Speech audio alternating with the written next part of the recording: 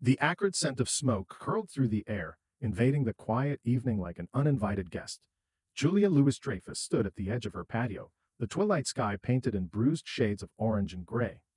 Her iconic face, so often lit with laughter and warmth on screen, was etched with worry as she gazed at the horizon. Her phone buzzed incessantly in her hand, updates streaming in about the wildfire that was creeping perilously close to the coastal town where she had sought refuge. The once calm ocean breeze now carried a hint of ash, a stark reminder of how fragile safety could be. Julia Louis-Dreyfus, known to millions for her sharp wit and comedic brilliance, had come to this small California town seeking stillness. After a relentless schedule of filming and public appearances, she craved the quiet rhythm of the sea and the solace of unhurried mornings. Her rented beach house sat perched on a cliff, surrounded by wind-worn cypress trees, its large windows framing views of endless blue. But now that calm was replaced by unease. The normally tranquil coastline had taken on an eerie quality. Smoke blurred the horizon, and the sky, once a vivid azure, was now a sickly ochre. Julia stood in the living room, a mug of tea forgotten in her hands, watching the first responders' trucks roll past her street. Every so often, a neighbor knocked, offering updates or simply seeking comfort. Though Julia was no stranger to public attention, this was different. Here, she wasn't a celebrity. She was just another person facing the growing uncertainty of what the next hours might bring. The threat wasn't just to the town she had temporarily called home, but to the sanctuary she had created for herself in its quiet embrace. The looming danger of the wildfire blurred the lines between her public persona and private self. The quiet weight of the moment pressed heavily. Julia realized she wasn't sure what to say if she had to leave. Was it the carefully selected books that adorned the shelves, the scripts she had been rereading for inspiration, or something simpler, like the pair of running shoes she had worn on her morning walks?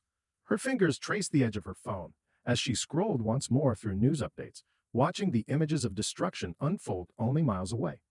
Each report heightened her anxiety. The distance between her and the wildfire felt both too close and impossibly far, a tension that tightened her chest and brought memories of other challenges she had faced, both on and off the screen. Julia had come here to escape, to breathe deeply and remember who she was beyond the applause. Yet, as the wildfire advanced, she found herself wondering what this trial might demand of her, what strength it might uncover, or what it might take away. The knock at the door came just after sunset, sharp and urgent. Julia, still distracted by the images on her phone, jolted at the sound. She opened the door to find a firefighter, suit-streaked and weary, standing on her porch. His expression was grim. "Ma'am," he began, glancing over her shoulder at the open floor plan of the house. "The evacuation order has been expanded. The fire is shifting faster than expected, and this area is no longer safe. You need to leave tonight." The words hit her like a physical blow. Julia's first instinct was disbelief. The fire still seemed so far away, visible only as a distant glow against the darkening sky. "Are you sure?" she asked, her voice tight with unease. He nodded. "It's not just the flames. The air quality's worsening, and if the wind changes, this whole area could be in jeopardy. Please, pack whatever you need and head to the shelter. We'll be patrolling to make sure everyone gets out safely." Julia thanked him and closed the door, her hands trembling as they gripped the doorknob. She looked around the house, her haven over the past few weeks, and felt an overwhelming sense of loss. This wasn't just about leaving. It was about facing the unknown, about confronting a reality that couldn't be controlled or scripted. She grabbed a duffel bag and started filling it almost mindlessly. A few changes of clothes, her journal, a book she'd been savoring. When she paused to take a breath, she realized she hadn't packed a single keepsake or anything of real value. Her awards, the framed photographs of her family, even the hand-drawn card her son had sent her last Mother's Day, all were still sitting in their places. As the gravity of the moment sank in, a wave of guilt washed over her. She thought of the people whose lives had already been upended by the fire, the families in evacuation centers, the firefighters risking their lives. What right did she have to feel overwhelmed when so many others had lost so much more? The duffel bag lay half-packed on the floor when Julia stopped, staring out the window at the darkening sky. Her chest felt tight, not from the smoke, but from the weight of choices she hadn't anticipated making. This was no longer about what to take, it was about what truly mattered. The road leading away from the house was clogged with a slow-moving line of cars, their taillights glowing faintly in the smoky haze. Julia sat behind the wheel of her SUV, gripping the steering wheel tightly, the duffel bag she had hastily packed resting on the passenger seat. Outside, the air was heavy with ash, and the faint acrid smell seeped through the vents despite her best efforts to seal them. As she inched forward in the line, Julia's mind was a storm of conflicting emotions. There was fear, raw and undeniable, not just for her safety but for the uncertainty of what lay ahead. Then there was guilt, a gnawing feeling that her privilege had shielded her from the worst of life's upheavals until now. She thought of the family she had seen on the news, clutching their belongings as they watched their homes consumed by flames. Her inconvenience paled in comparison, yet the knot in her stomach refused to loosen. Externally, the challenges were mounting. The evacuation process was chaotic, with emergency alerts blaring on the radio and frustrated voices filtering through her slightly cracked window. The fire's erratic behavior had thrown everyone into disarray, and even the best-laid plans seemed futile in the face of nature's fury. Julia was painfully aware of how little control she had over the fire, over the situation, over her emotions. Internally, she wrestled with a sense of identity that had been thrown into sharp relief. For so long, she had been defined by her ability to navigate complex roles and bring authenticity to the characters she portrayed. But here, stripped of her usual resources, she felt exposed and uncertain. Who was she without the structure of her carefully crafted life? Could she rise to the occasion in a way that truly mattered? As the line of cars moved forward, Julia's thoughts turned to her family. Her sons were grown now, with lives of their own, but she longed to hear their voices, to feel their reassurance. She considered calling them, but hesitated. What would she even say? That she was scared. That she didn't know if the fire would spare this place she had come to love. The fire was not just a physical threat, it was a mirror, forcing her to confront parts of herself she had long ignored. Her strength, her vulnerabilities, her ability to find meaning in chaos. All of it was being tested. Ahead, the line of cars began to pick up speed as the evacuation route cleared slightly. Julia took a deep breath and tightened her grip on the wheel. There was no going back now. The evacuation shelter was a stark contrast to the coastal retreat Julia had left behind. Rows of cots lined the gymnasium of a high school, and the hum of subdued conversations blended with the occasional cry of a restless child. The air carried a mix of antiseptic cleaners and the faint, smoky scent of belongings hurriedly packed and brought along. Julia sat on the edge of a cot, her duffel bag at her feet, observing the scene around her. A young woman with soot-streaked hands cradled a toddler while murmuring comforting words. An older man hunched over a small dog, scratching its ears with a tenderness that belied his worried expression. These weren't characters in a script. They were real people, each carrying their own fears and hopes, each displaced by the same inferno that had driven her here. For the first time in years, Julia felt truly unmoored. There was no set to return to, no schedule to anchor her. Her usual tools, her wit, her charm, her ability to adapt, felt insufficient.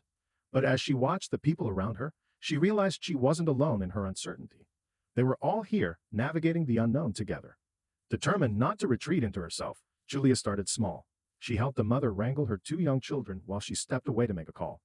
She offered to sit with an elderly woman who was struggling to calm her nerves.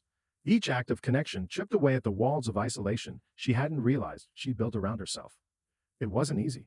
The nights were long, the cots uncomfortable, and the constant updates about the fire's progress brought little reassurance. Yet, amid the hardship, there were moments of unexpected warmth. A firefighter stopped by one evening, carrying a box of donated books.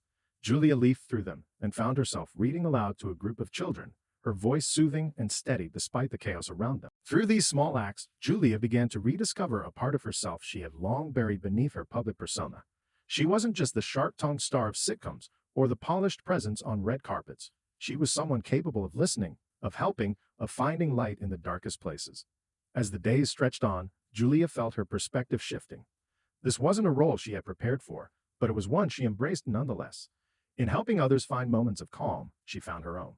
Each conversation, each shared laugh, each small act of kindness became a thread in the fabric of resilience that was slowly knitting itself together in her heart. On the fourth day at the shelter, the fire took an unexpected turn. Fierce winds fanned the flames, pushing them perilously close to the town Julia had called home. A new round of evacuation orders was issued for areas further inland, and the shelter buzzed with tension. The uncertainty was palpable, every whispered conversation carrying an edge of fear.